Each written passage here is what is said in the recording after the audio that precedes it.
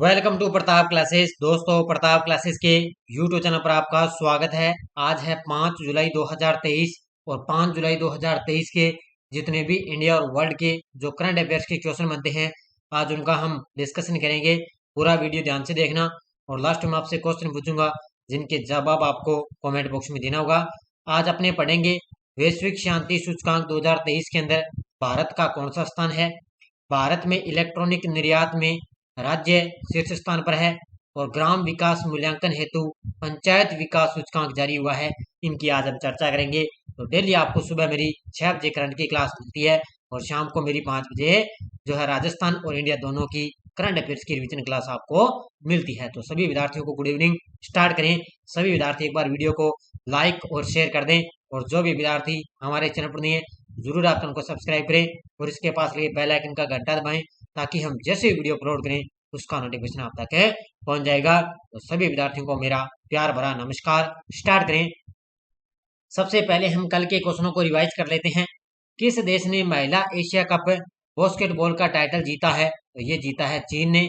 भारत और फ्रांस की नौसेना ने किस शहर में मेरीटाइम पार्टनरशिप अभ्यास किया? तो ये किया है विशाखापट्टनम ने। किस देश ने पहली बार घरेलू हाइपरसोनिक ग्लाइड वाहन वी मैक्स का सफल परीक्षण किया? तो ये किया है फ्रांस ने। भारत की पहली पुलिस ड्रोन यूनिट किस शहर में लॉन्च हुई? तो ये हुई है चेन्नई के अंदर। भारत का कौन सा बैंक दुनिया का चौथा सबसे मूल्यवान बैंक बना? तो वो बना है HDFC। एनसीएफ नेता अजीत पवार ने किस राज्य के उप मुख्यमंत्री पद की शपथ ली? तो ये है महाराष्ट्र के उप मुख्यमंत्री। जून के महीने के लिए भारत का जीएसटी संग्रह कितने ट्रिलियन तक पहुंच गया? तो ये 1.61 ट्रिलियन तक पहुंच चुका है। वित्त वर्ष 2022-23 के अनुसार केंद्र सरकार का राजकोषीय घाटा मई 2023 में के अंत तक कितने लाख करोड़ रुपए का? तो ये हो चुका है 2.1 लाख करोड़ रुपए हो चुका है। हाल ही में ऑस्ट्रेलिया ग्रैंड प्रिक्स 2023 किसने जीता? तो मैक्स वेस्टापेन ने। किस लेखक को पेन पिंटर पुरस्कार 2023 से सम्मानित किया गया? ये किया गया माइकल रोसेन को सम्मानित किया गया है। तो ये थे कल के क्वेश्चनों का रिवाइज। इसकी पीडीएफ भी आपको टेलीग्राम पर मिल चुकी है और इस तरह के जो क्वेश्चन है वो भी आपको मैं टेलीग्राम पर पिक पे डाल देता हूँ। तो शाम को वो भी आपको मिलेगी और पीडीएफ भी आपको वहां पर मिलेगी। तो ठीक है, शानदार तरीके से टेलीग्राम ग्रुप को आप ज्वाइन करें। वीडियो के डिस्क्रिप्शन में टेलीग्राम का लिंक है, वहां पर कोई सूचना है कोई लिंक आएगा सब आपको टेलीग्राम पर सूचित किया जाता है। तो स्टार्ट करें। एक बार सारे विद्यार्थी वीडियो को लाइक और शेयर करेंगे। पहला क्वेश्चन आज की क्लास का देखिए आपके सामने। वैश्विक शांति सूचकांक 2023 में भारत को कौन सा स्थान मिला है?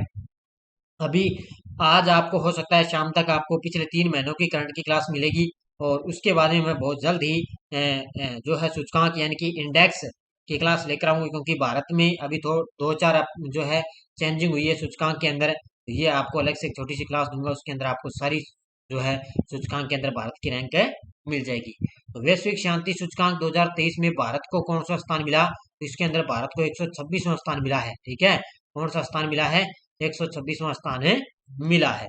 देखो, अंतर्राष्ट्रीय think tank institute for economics यानी कि पीस IEP द्वारा जारी ग्लोबल पीस इंडेक्स 2023 के 17वें संस्करण के अनुसार भारत 2022 से 9 पायदान चढ़कर 126वें स्थान पर आ पहुंचा है और इस सूची के अंदर आइसलैंड सबसे टॉप पर चल रहा है। तो वैश्विक शांति सूचकांक के अंदर आइसलैंड सबसे टॉप पर है और भारत पिछले साल क्या है 9 पायदान, अब की बार 9 पायदान चढ़कर 126वें स्थान पर आ पहुंचा है। तो ये आपको याद रखना है। और टॉप पे कौन सा है? आइसलैंड सबसे टॉप पर है। किसके अनुसार है? तो ये 17वां संस्करण अब की बार इसका जारी किया गया।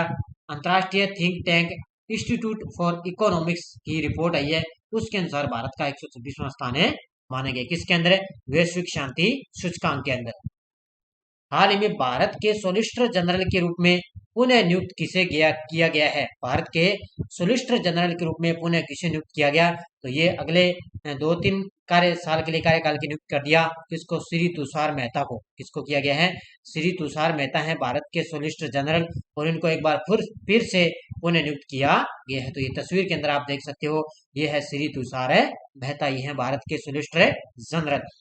देखो, भारत के मौजूदा सॉलिसिटर जनरल तुषार मेहता को कैबिनेट की नियुक्ति समिति SCC द्वारा 3 साल के कार्यकाल के लिए फिर से इनको नियुक्त किया जा चुका है, यानी कि अब इनका कार्यकाल समाप्त हो चुका था।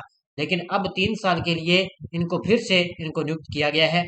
सोलिसिटर जनरल देश का दूसरा सबसे बड़ा कानूनी अधिकारी होता है, ठीक है, ये याद रखना है।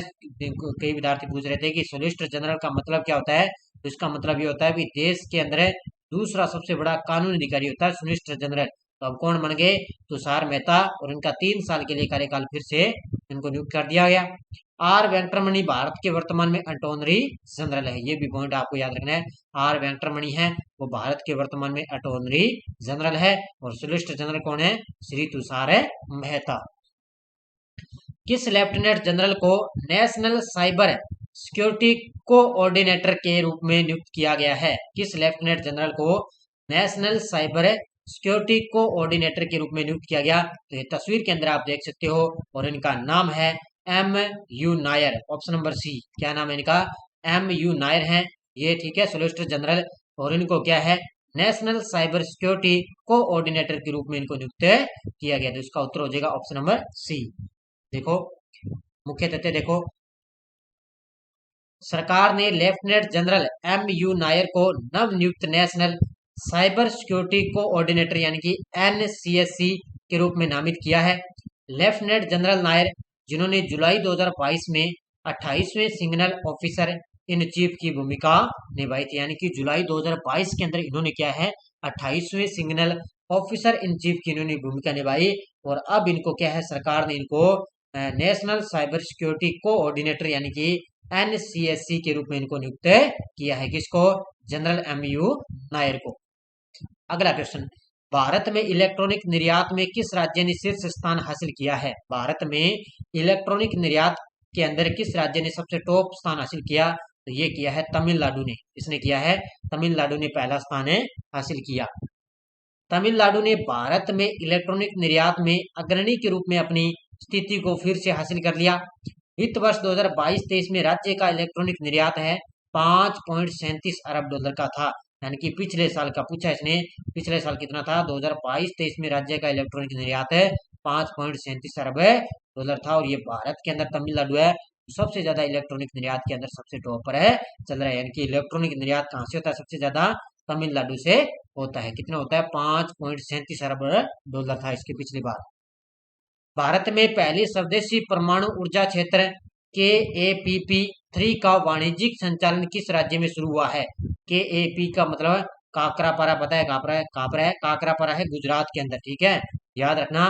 भारत में पहली स्वदेशी परमाणु ऊर्जा क्षेत्र KAPP3 का वाणिज्यिक संचालन किस राज्य में शुरू हुआ है, तो ये हुआ है गुजरात के अंदर। तो ये तस्वीर के अंदर आप देख सकते हो, ये है भारत में पहली स्वदेशी परमाणु ऊर्जा क्षेत्र, तो ये गुजरात के अंदर इसका संचालन शुरू हो चुका है।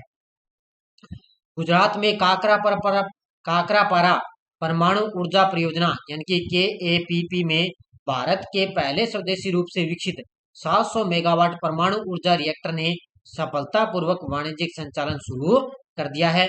30 जून 2023 को अपनी कुल बिजली क्षमता के 90% पर काम करना भी इन्होंने शुरू कर दिया, यानी कि 30 जून से क्या इन्होंने अपना कार्य स्टार्ट कर दिया, और लगभग 90% पर इन्होंने काम शुरू किया।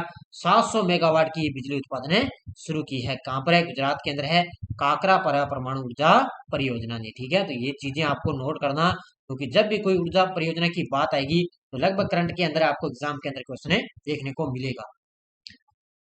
युकी भांबरी ने पहला ATP युगल खिताब जीता है, इनका संबंध किस खेल से है, युकी भांबरी ने पहला ATP युगल खिताब जीता, इनका संबंध किस खेल से है, तो ये आप देख सकते हो, अंदाजा लगा सकते हो, तो ये है टेनिस के खिलाड़ी, ठीक है, टेनिस के एकमात्र ये भारतीय खिलाड़ी हैं, युगल खिताब इन्होंने जीता है, लेकिन एकमात्र भारतीय खिलाड़ी हैं युकी भांबरी ने पहला ATP युगल खिताब जीता। ये किसके खिलाड़ी हैं, टेनिस के खिलाड़ी हैं। देखो भारतीय टेनिस खिलाड़ी युकी भांबरी ने ATP वर्ल्ड टूर पर अपना पहला खिताब जीतकर अपने करियर में उल्लेखनीय सफलता हासिल की है। दक्षिण अफ्रीकी खिलाड़ी लॉयड हैरिस के साथ साझेदारी करते हुए भांबरी ने मालोर्का चैंपियनशिप में युगल ट्रॉफी जीत हासिल की है। युगल का मतलब होता है दो जने, ठीक है, यहाँ पर आया ना युगल, ठीक है, पहला युगल खिताब इन्होंने जीता। तो याद रखना एकमात्र भारतीय टेनिस खिलाड़ी कौन है, युकी भांबरी, ये है, ध्यान रखना। एक दक्षिण अफ्रीका खिलाड़ी लॉयड हैरिस, ठीक है, इन दोनों ने युगल खिताब जीता, लेकिन एक इकल्ला अपने भारत के अंदर आपसे एक जना ही पूछ ले भी कौन सा भारतीय टेनिस खिलाड़ी है, तो वो है यूकी भांबरी ने इसके अंदर एटीपी वर्ल्ड टूर में युगल खिताब जीता। इसके साथ कौन थे, Lloyd Harris. Yuki Bhambri junior Australian Open खिताब जीतने वाले पहले भारतीय भी हैं। ठीक है, यूकी भांबरी है, ये जूनियर ऑस्ट्रेलिया ओपन खिताब जीतने वाले पहले भारतीय हैं और इन्होंने चैंपियनशिप के अंदर युगल खिताब जीता है। अगला क्वेश्चन, महिला कैरेबियन प्रीमियर लीग के लिए साइन होने वाली पहली भारतीय महिला क्रिकेटर कौन बनी है। महिला कैरेबियन प्रीमियर लीग के लिए साइन होने वाली पहली भारतीय महिला क्रिकेटर कौन बनी है, तो वो है श्रेयांका पाटिल, ऑप्शन नंबर 1। ठीक है, श्रेयांका पाटिल है। ये महिला कैरेबियन प्रीमियर लीग का मतलब होता है WCPL 2020, ये लिखा हुआ ना WCPL 20, इसके लिए साइन होने वाली पहली महिला क्रिकेटर बन चुकी है। तो ये तस्वीर के अंदर आप देख सकते हो, ये है श्रेयांका पाटिल। देखो, युवा स्पिन गेंदबाज श्रेयांका पाटिल ने महिला कैरेबियन प्रीमियर लीग WCPL के लिए साइन होने वाली पहली भारतीय क्रिकेटर बनकर इतिहास रचा। श्रेयांका पाटिल ने WCPL के उद्घाटन संस्करण में रॉयल चैलेंजर बेंगलोर RCB के लिए चुने जाने पर खुद के लिए एक नाम बनाए हैं। तो ये RCB के लिए चुनी गई थी और उन्होंने खुद के लिए उन्होंने एक नाम कमाया है। तो किसने, श्रेयांका पाटिल ने।